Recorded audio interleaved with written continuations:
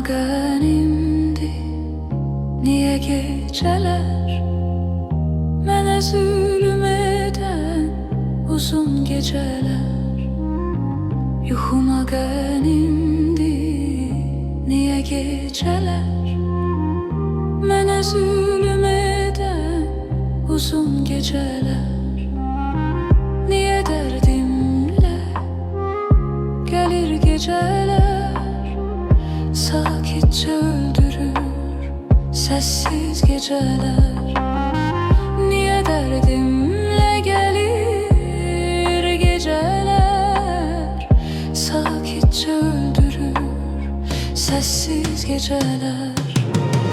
Her gün aynı sen, değiş geceler. Çok sıkma canımı, bezer geceler. Sana şiir yazıram, nəğmə yazıram. Uzundur geceler, oxu geceler. Her gün eyni sen, değiş geceler.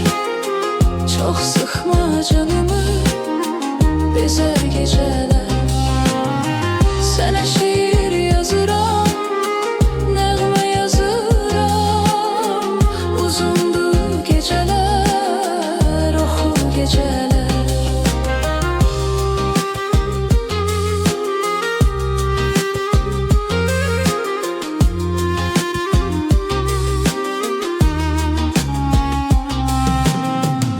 Gelende fark etmez ay ulduzlar, ya kara bulutlar ya da marozlar. Gelende fark etmez ay ulduzlar, ya kara bulutlar ya da marozlar. İster yağış yağsın son bir murazla, benim derdime dertli geceler.